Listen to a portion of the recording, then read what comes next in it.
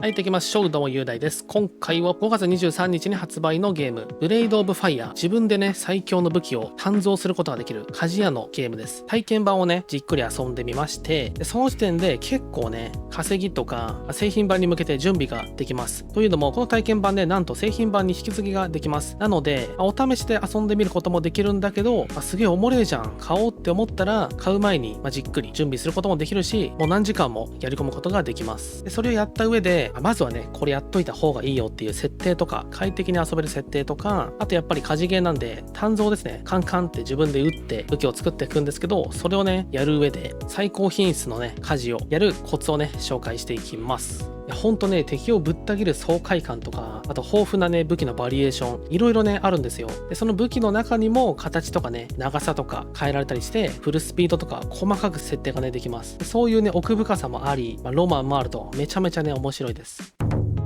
はい。じゃあまずはね、設定から紹介していくんですけど、特に設定したいところは、こちらね、カメラです。カメラとか操作とかね、この辺をしっかりやっておかないと、なんかね、普通にやってみたらわかるんですけど、結構なんか酔います。なんか酔うなっていう感じがあるんですけど、そのカメラ酔いとかね、3D 酔いをしづらくする設定なんですが、デフォルトはね、こんな感じになってなくて、カメラの揺れとかね、結構マックスになってます。なので、これをね、全部オフりましょう。おすすめはね、全部ね、0% にすることです。揺れと上下の揺れ、これ両方ね、揺れなんですけど、横揺れとね、縦揺れ、両方ゼロにして、あとこのスペシャルアタック、長押しでため攻撃ができるんですけど、そのため攻撃のモーションするときに若干ね、カメラが特殊演出みたいなアングルになるんですけど、そのアングルをね、やるときに若干カメラグイーンっていくんで、ちょっとね、酔いやすいような挙動になります。これもね、個人的にオフにしました。あとは視野角は好みなんですけど、一応広い方が、一応酔いやすいとは言われてる。自分もね、最大80か75とかにしてやっていくといいと思います。で、お次ね、この操作ですね、操作の方に行って、一応パッドはね、対応してるような設定あるんですけど、体験版時点だと不具合なのか、普通にやってもね、対応してません。X の方のポストで、これをね、パッドをね、対応させる方法をね、書いてあるんで、よかったらそっちをね、見てください。で、設定なんですが、感度はね、お好みでいいんですけど、その次のね、こちら、加速ですね。加速と減速。これをね、全部ね、100% にしましょう。これ 100% にしないと、なんかね、ぬるーって動くんですよ。動かした時にピタって止まんなくて、ゆるって動くんですよね。遅いっていうか。だから、ここね、若干目がね、錯覚というか、酔いやすいんで、ぜひね、加速は 100% にしておくといいと思います。でグラフィックとかに関してはプレステ版はねあんまりこんな細かくないんですけど、 PC 版はねほんと細かくいろんな影とかねフレームレートとかいろんなね細かく設定ができますんで、個人的にはねフレームレートもしっかり高くできるんで PC 版の方がおすすめかな。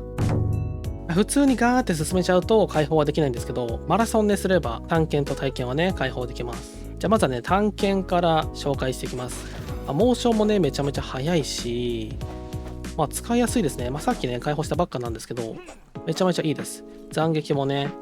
あるし、でこれなんですが、体験版ガーって進めて、これ一番最後の方の鍛冶場なんですよね。マップで言うとここなんですけど、一応始まりはこっちの方で、こっちからガーって行って南の方にグーって行って、ここがね一応体験版で行ける限界なんですが、ちょうどねほんとここです。うつろな平原、この辺にねダガーですね、探検持ってる敵が4体ぐらいかないます。4、5体いますんで、この辺にいる敵を倒していく。一応こっちの方に行くとトロールがいるんですけど、その手前ら辺にね、この辺に1体2体3体います。ほんと3体ぐらいいて、あとはこの辺ねちょい上ら辺に1体います。適当にこの辺倒して3体とか倒したら、早いのはねこの川とかに落ちます。で死ぬとねその時持ってる武器は落としちゃいますけど、また拾えば大丈夫なんで、また回収しに行きますけど、死ぬことによってまたね敵がリポップします。でまたねそれをね武器回収したら倒して落ちて死んで、でまたねこの火事場に帰ってくるみたいな、その繰り返し。このデスマラソンですね。デスマラしていくと早いと思います。こちら、このトロールの川ですね。トロールの川のとこの鍛冶場からそのままね進んで降りていって、左の方にグーって降りてきます。ひたすら左の方に降りていって、川沿いまで行けます。で、川沿いの方まで行くと、ガーって進んで一番奥の方に洞窟がね、あります。で、そこに洞窟にトロールがいるんですけど、まずは体験解放するためにはトロールはね、倒した方がいい。頑張って。で、その奥に宝石もね、あったりするんですが、そこで湧くスケルトンがいるんですよ。で、そのスケルトンがクレイモア持ってるんで、そいつらねしばきまくってクレイモア解放していきましょう。でそこでスケルトンが1回で5体ぐらい湧くんで、5体倒して、でまたね川に落ちるなりしてリスポーンして、またそこまで行ってって感じかな。で厳密にはトロールはね倒さなくてもいけるけど、倒さない状態だとなんかすぐ湧かないんですよね。そこ行ってもすぐ湧かないとかあるんで、先にしばいてから、一応トロールもねいい素材落としますし、鋼とかね。でトロールを倒すことによっても武器もね解放できますし、倒すことに越したことはないと思います。トロールはね、ひたすら切っていって、一応月ですね。月が弱点です。で、月を狙っていく。で、丁寧に距離取って、ため月ですね。ため攻撃の月をしていく。で、当てて、体力ゲージ減らしてピヨったら、頭ですね。頭を狙って三角で月をします。右スティック上とかに倒して、で頭にロックオンして、で三角長押し。そうすると頭をね、ブチュってこうね、切断することができるんで、またね、時間経つとね、入るんですけど、頭をね、潰してる間に今度はね、腕とか、そっちの方を狙っていって、四角とかね、丸とか長押しでやる。一回つくと、なんかその音でね、反応してそっちに振ってくるんですけど、またね、丁寧に距離取って、突きしてって感じかな。そうすると倒せます。若干強いとね、2ターンとか3ターンとかかかりますけど、いい武器をね、使ってれば早く倒すことができます。